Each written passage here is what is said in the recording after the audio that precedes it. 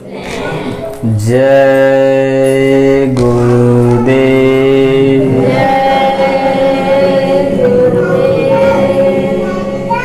जय गुरुदेव नाम किसका? प्रभु का। प्रभु का पावन नाम। जय गुरुदेव। मालिक का प्यारा नाम। जय गुरुदेव। मालिक का सच्चा नाम। जय गुरुदेव। ये नाम नहीं इंसान का, ये नाम है भगवान का। प्रेम से बोलिए जय गुरुदेव।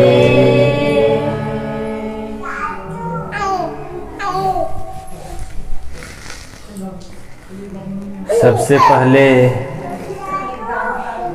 परम संत बाबा जय गुरुदेव जी महाराज के पावन श्री चरणों में कोटि कोटि नमन प्रणाम करते हुए आप सभी प्रेमियों को मेरा सादर जय गुरुदेव।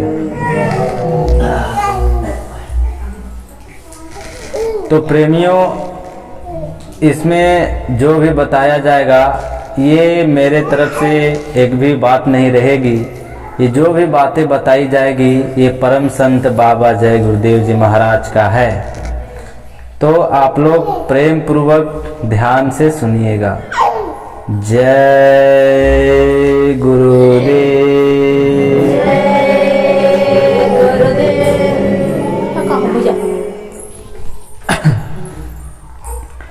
कि स्वामी जी महाराज ने कहा कि हमको आपको इस सृष्टि में क्यों भेजा गया है। तो चलिए हम लोग समझेंगे सत्संग के माध्यम से। और स्वामी जी महाराज सत्संग में बता रहे हैं कि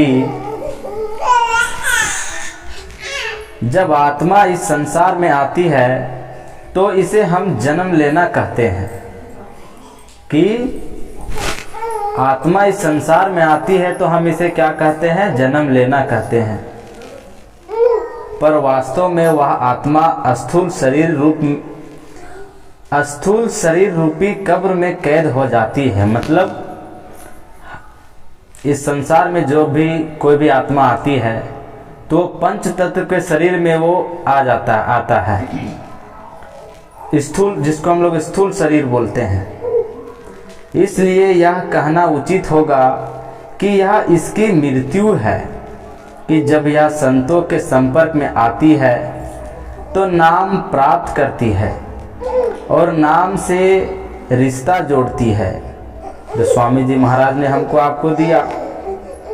तब यह शरीर की रूपी कब्र से बाहर निकलती है। इसलिए यह कहना उचित होगा कि अब उसका जन्म या पुनर्जन्म हुआ है। दीक्षा का दिन ही उसका जन्मदिन है।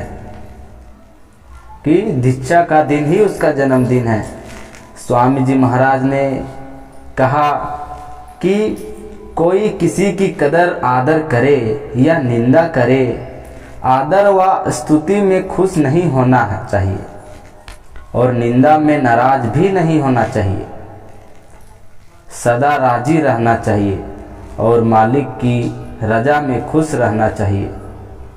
स्वामी जी महाराज यही कहे कि चाहे सारी दुनिया का राजा हो तब भी मनुष्य को अपने हक की, अपने हाथों की कमाई करके खानी चाहिए, चाहे कितना भी बड़ा आदमी हो। सो हक की कमाई करो, आप भी खाओ, औरों को भी दो, घर वालों को भी दो और साथ संगत के साथ रहो। स्वामी जी महाराज तमाम दुनिया का काम करना पर प्रीति प्रतीति सद्गुरु के चरणों में रखना। कि स्वामी जी महाराज कह रहे हैं कि तमाम अनेक प्रकार के आप काम करो, लेकिन आप हमारे लिए भी समय निकालो, मेरे लिए भी समय निकालो। क्योंकि सांस ग्रास गिने हुए हैं। ये जो श्वास की पूंजी मिली हुई है आपको हमको निमित समय के लिए मिला हुआ है। किसी का 20 वर्ष, किसी का 40 वर्ष, किसी का 2 वर्ष, किसी का 3 वर्ष मिला हुआ है। दुनिया का काम पेट के लिए है। भजन आपने करने के लिए ये 2 काम करने हैं। बाकी के केवल मन को जवाब दे दो कि तेरा कहना नहीं मानना है। कि हम लोग को मात्र 2-3 काम ही करना है और मन को रोक के रखना है कि मन में सद्गुरु के वचन को हमेशा याद रखना है। और स्वामी जी महाराज सत्संग में बता रहे हैं कि इस अमोलक नर्तन को व्यर्थ के कामों में मत गंवाओ।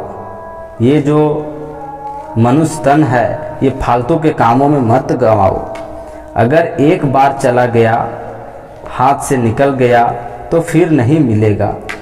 तुम छोटे से छोटे समय में चेत जाओ, जाग जाओ और जो गुरु आदेश दिया है या फिर जो गुरु आदेश दे उसका पालन करो।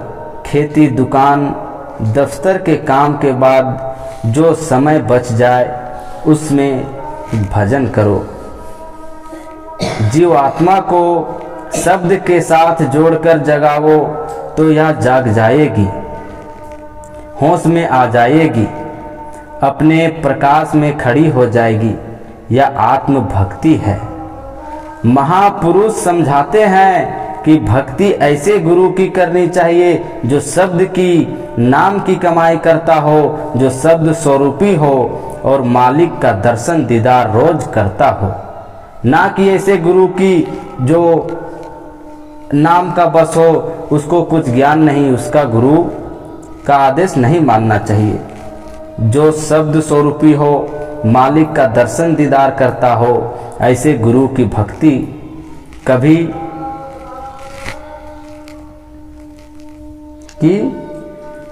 मालिक की दीदार करता हो, ऐसे गुरु की भक्ति कभी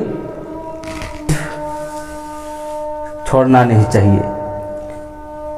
और जिसकी जीवात्मा नाम में लय नहीं हुई हो, अगर बिना नाम रसाई वाले गुरु को अगर हमने आपने बना लिया है तो ऐसे गुरु का चेला दोनों नरकों को जाएंगे। गुरु भी नरक में जाएगा, चेला भी नरक में जाएगा। आगे स्वामी जी महाराज कह रहे हैं कि रामायण में यही लिखा है कि तुम महात्माओं की वाणी को नहीं काट सकते हो। जो सत्य है वह अपनी जगह पर है। और ये सत्संग 1990 ईस्वी में स्वामी जी महाराज सत्संग के दौरान बता रहे हैं। यह सृष्टि काल भगवान की है और तुम्हारे कर्मों के अनुसार तुम्हें फैसला सुनाया जाएगा।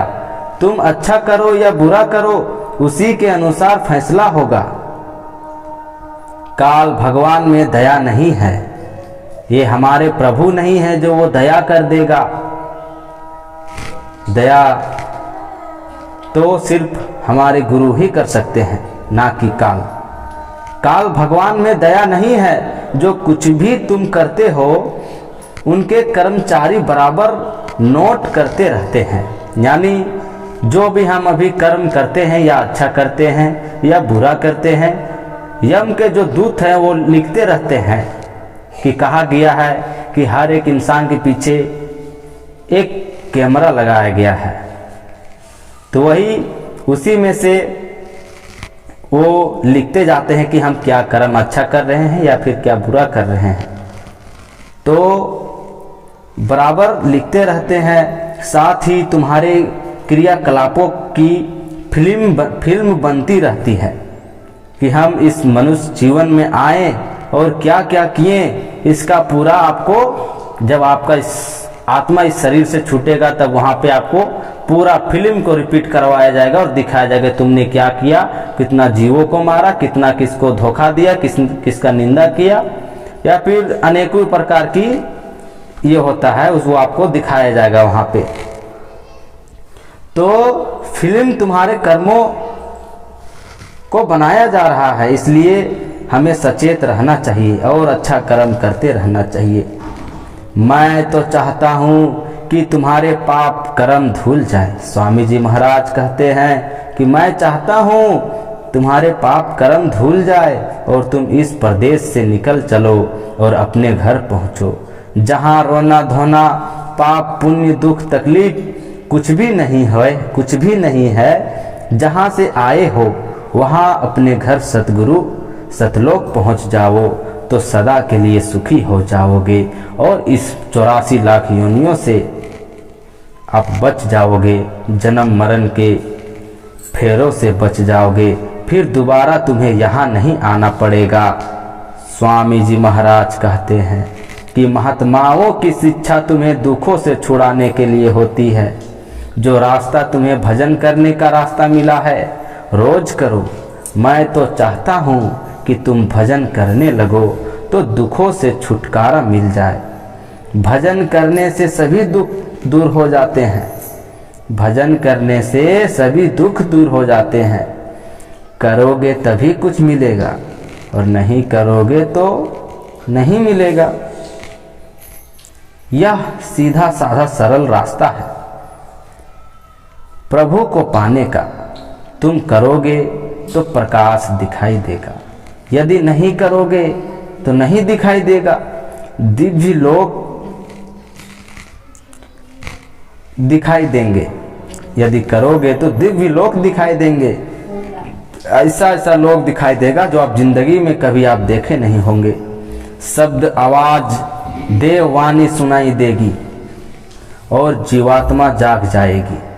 होश में आ जाओगे, होश में आ जाएगी जब अनुभव होने लगेगा तो धोखा किस बात की। तो प्रेमियों, स्वामी जी महाराज ने यही कहा कि धोखा किस बात की है, देर किस बात की है।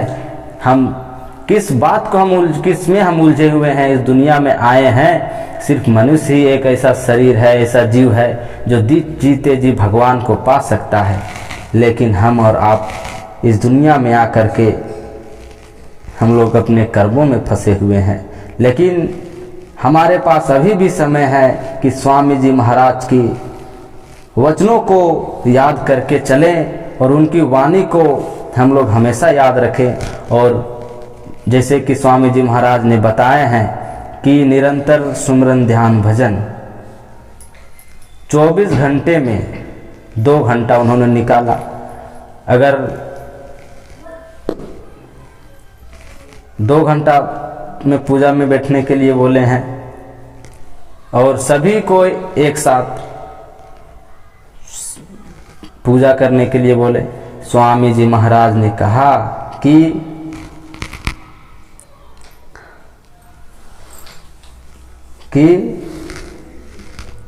सत्य मंत्र का सांचा केवल नाम पा लेने से ही कोई सत्संगी नहीं बन जाता। सत्संगी को अपने जीवन को संत मत के सांचे में ढालना चाहिए। संत मत मतलब अगर हमें नाम दान मिला हुआ है और उसका हम पालन नहीं कर रहे हैं, संत मत हम सच्चे रास्ते में नहीं जा रहे हैं, तो हमें सत्संगी होने का कोई फायदा नहीं। और संत मत के सांचे में ढालना चाहिए। उसका हर एक विचार, वचन और कर्म संत मत के वसूलों के अनुसार होना चाहिए। यही है सत्संगी का अर्थ। और कथनी और करनी में बहुत बड़ा अंतर होता है। कथनी और करनी में बहुत बड़ा अंतर होता है। कथनी से करनी ज़्यादा जरूरी है। विचारों की शक्ति तो और भी अधिक है। सत्संगी का रोज का जीवन और रहन सहन बहुत साफ और ऊंचे दर्जे का होना चाहिए, तभी उसका सुमरन ध्यान बन सकता। उसकी रहनी से ही यह जाहिर होना चाहिए कि वह पूरे सद्गुरु का शिष्य है, वो सच्चे सद्गुरु का शिष्य है। अभी देखिए हम गलती क्या करते हैं कि हम मांसाहारियों के बीच गए, अगर 2 वचन हम गलत बोल दिए तो इसमें बदनामी हमारी नहीं होगी, वो हमारे गुरु महाराज की होगी। काहे कि भाई कहते हैं कि वो उनके गुरु महाराज सच्चे हैं, इतने करोड़ों लोगों को शाकाहारी बनाया, ये भी जुड़ा हुआ है। तो इतना गलत वर्ड क्यों बोल रहा है? इसी में स्वामी जी महाराज का बदनामी हम लोग के द्वारा हो जाता है। इसीलिए हम लोग अपने विचार के साथ हम लोग को चलना चाहिए। तो परम पूज्य स्वामी जी महाराज सत्संग में बता रहे हैं कि ऋषि मुनि संत महात्माओं ने तिलक लगाने की प्रथा एवं बिंदी और सिंदूर लगाने की प्रथा को प्रचलित किया, परंतु क्या हम तिलक और सिंदूर का महत्व जानते हैं? लगभग भूल ही गए।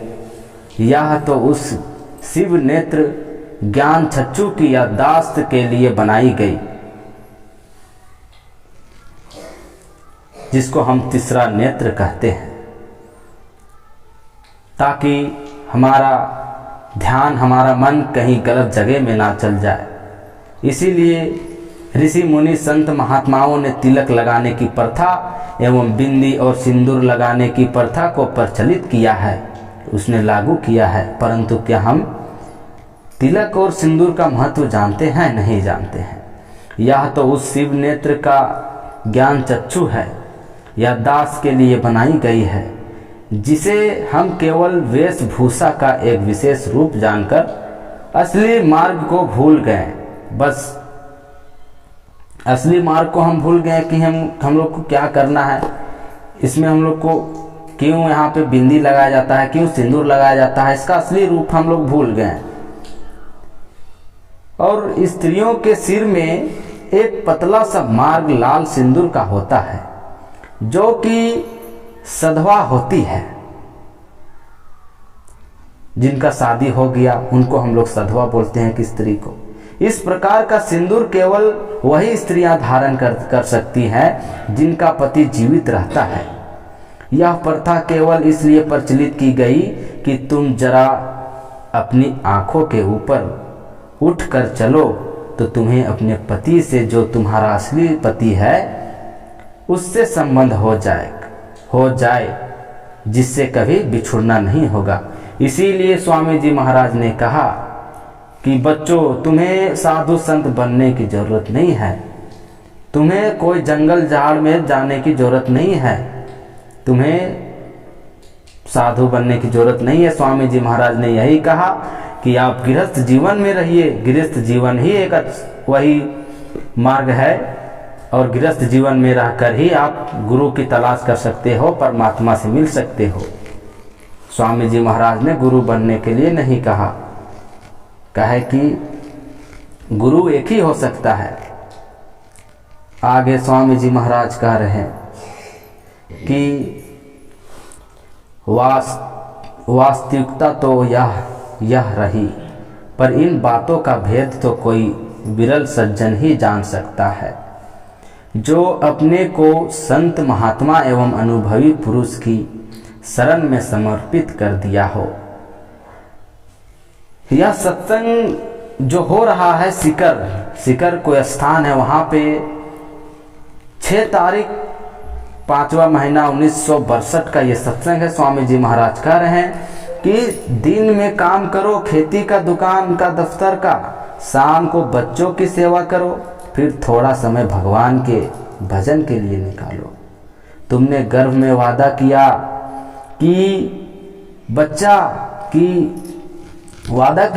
कि बाहर निकलने पर भजन करेंगे, हम नित्य दिन सुमरन ध्यान भजन करेंगे, परमात्मा को पाएंगे, किंतु तुम उस वादे को भूल गए। अच्छे काम करो, वादे को भूल गए। स्वामी जी महाराज कह रहे हैं कि अच्छे काम करो, सेवा करो और किसी का दिल ना दुखाओ। जिस काम को करने में डर लगे वह पाप है, और जिस काम को करने में खुशी हो, प्रसन्नता हो, वह पुण्य है। पाप और पुण्य की यह सीधी और सरल परिभाषा है कि पराये अवगुणों को नहीं देखना है। उसने अपने में गंदगी बढ़ेगी।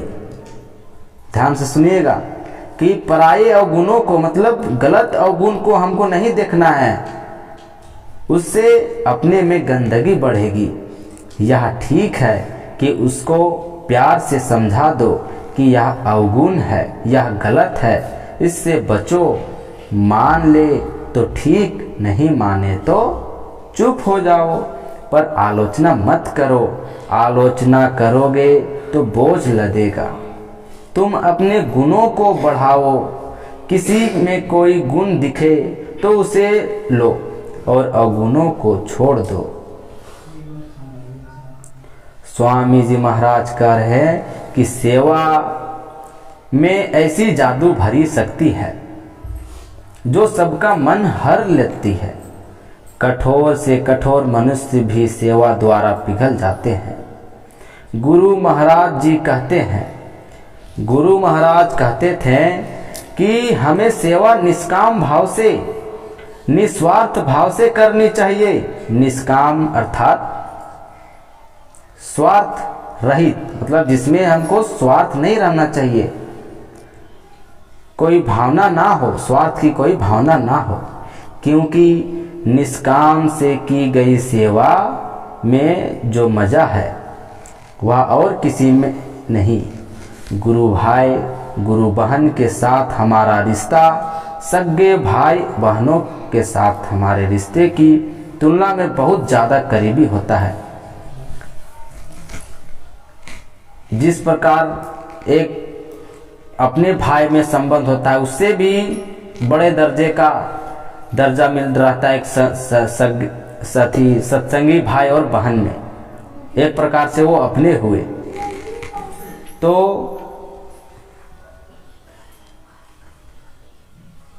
गुरु भाई गुरु बहन के लिए किए गए किसी भी काम में गुरु की याद निहित होती है, जिस कारण काम करने की खुशी कई गुण बढ़ जाती है।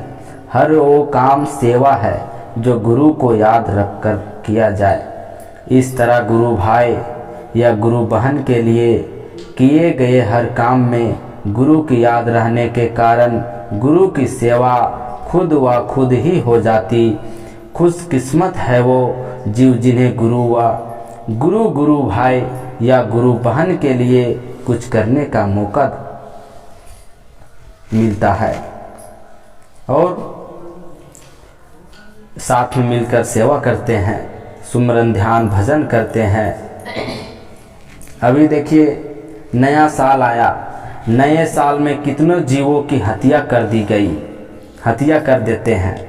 कितने लोग बर्बाद हो जाते हैं, खाने पीने में लग जाते हैं, खुशी मनाते हैं, लेकिन जो करना है वह नहीं करते। नए साल में अच्छा ही मांगो, भेदभाव करते हो।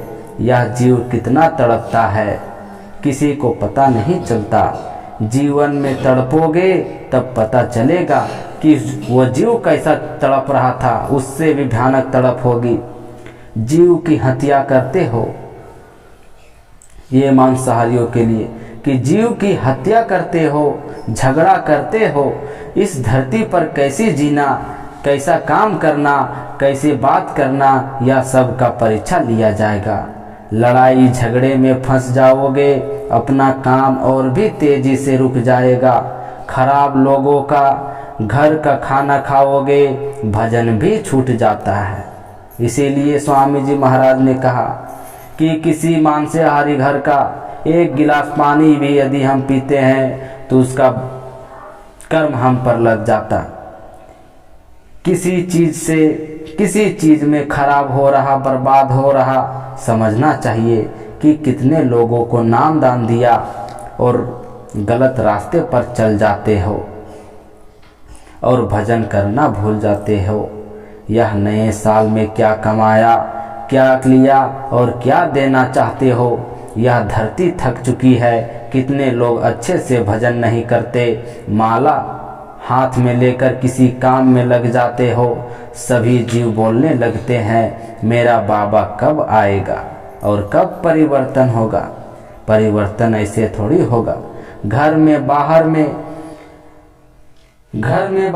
झगड़ा करवाएगी। यह सब चंडी का खेल है, काल का खेल है। टाट वाले बच्चों, अपना काम करते रहो।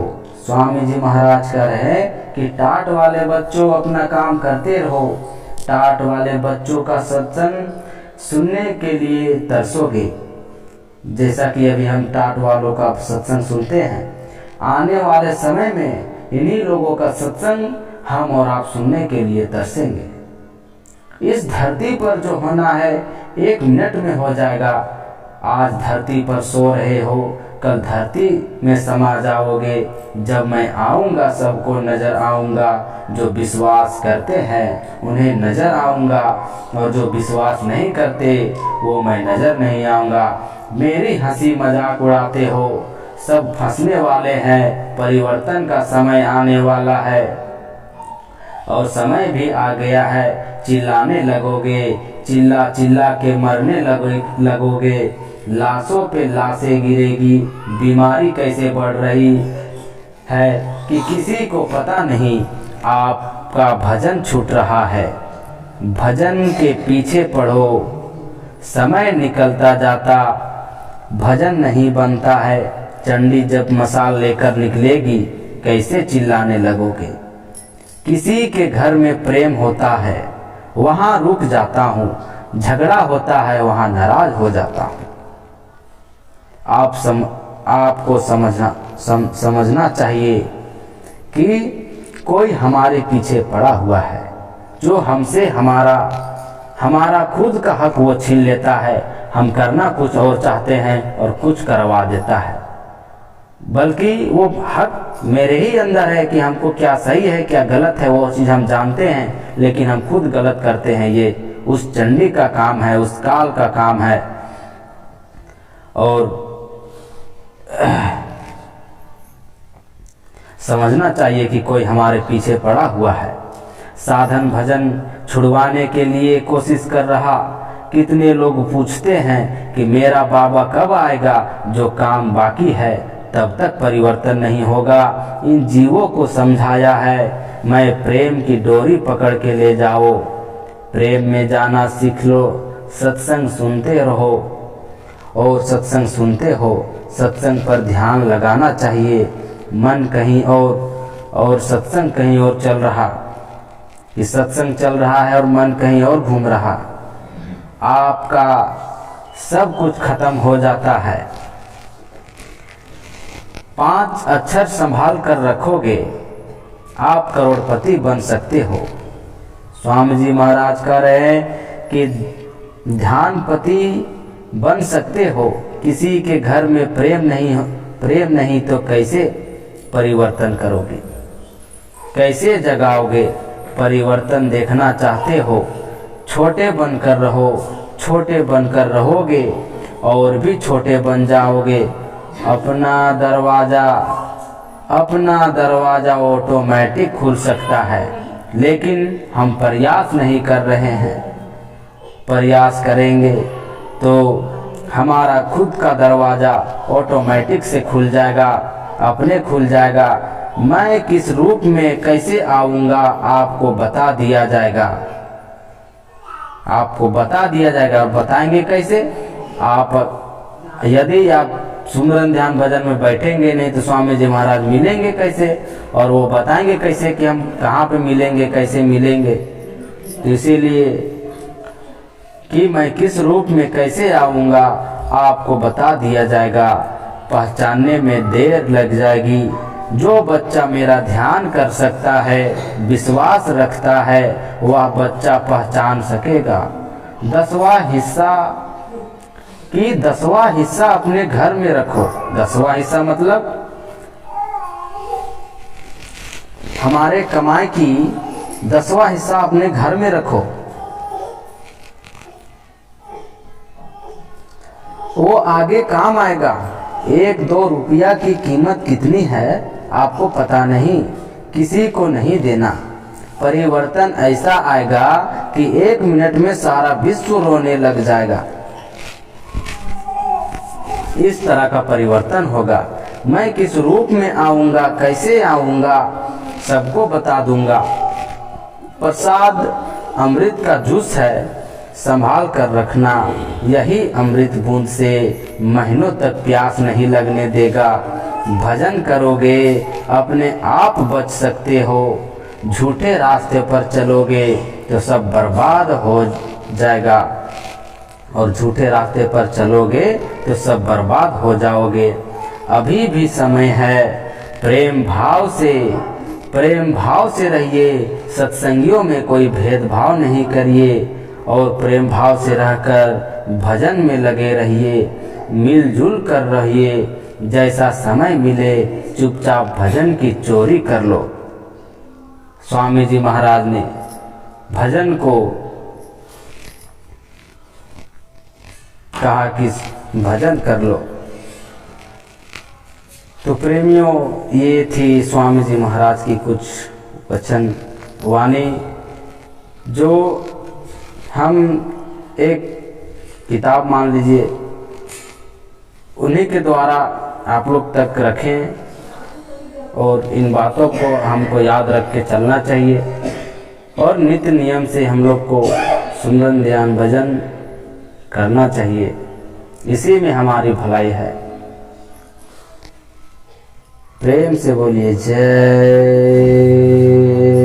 गुरुदेव, जय गुरुदेव।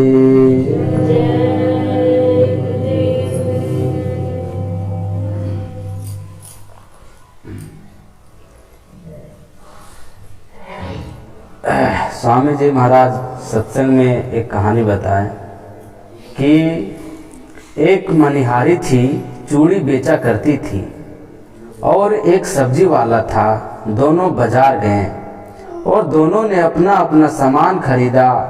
उन दिनों ऊंट पर सामान लाद कर लोग ले जाया करते थे। सब्जी वाला एक ऊंट वाले के पास पहुंचा कि मुझे सब्जी ले जानी है। उसका सौदा किया तो ऊंट वाले ने कहा कि तुम्हारे पास एक ऊंट का सामान तो है ही नहीं। इतने में मनिहारी पहुंची। उसने ऊंट वाले से अपनी चूड़ियों को लादने की बात की। ऊंट वाले ने कहा कि तेरे पास भी पूरे ऊंट का सामान तो है ही नहीं। तुम दोनों ऐसा करो कि एक और सब्जी लाद दूंगा, दूसरी ओर चूड़ी लाद दूंगा। अगर तुम दोनों तैयार हो जाओ तो तुम दोनों के सामान लाद कर पहुंचा दूंगा। तो दोनों ने हामी भर दी, मतलब हाँ कर दिया। तो उसने एक तरफ सब्जी वाले का सामान लादा और दूसरी तरफ चूड़ी वाली। तो दोनों अपने सामान की रखवाली के लिए ऊंट पर बैठ गए। वह ऊंट लेकर चला तो ऊंट मुंह घुमाता तो सब्जी खींचकर खा लेता। इस पर मनिहारी हंस पड़ती। ऊंट वाले ने कहा कि अरे हंसती क्यों हो, यह ऊंट है, ना जाने कब किस करवट बैठ जाए। यदि तुम्हारे और बैठ जाएगा तो तुम्हारा सब चूड़ी की धज्जियां उड़ जाएगी। तो जब उनकी मंजिल आई तो ऊंट जिधर चूड़ी रखी थी उसी करवट बैठ गया। सारी चूड़ियां टूट गई। तो मनिहारी रोने लगी। कि कहने का मतलब है, स्वामी जी महाराज कहना चाह रहे हैं कि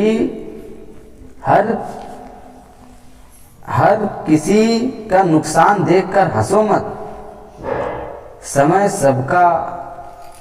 कब किसका किस तरफ मुड़ जाए कोई नहीं जानता। इस कहानी को सुनाते हुए स्वामी जी महाराज जी ने कहा कि समय का ऊंट किसका कब किस करवट बैठे यह कोई नहीं जानता। यह है कि इच्छा का विस्तार कर लिया इसलिए दुख होता है।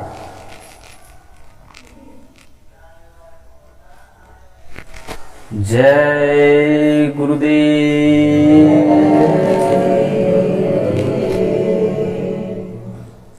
जय गुरुदेव।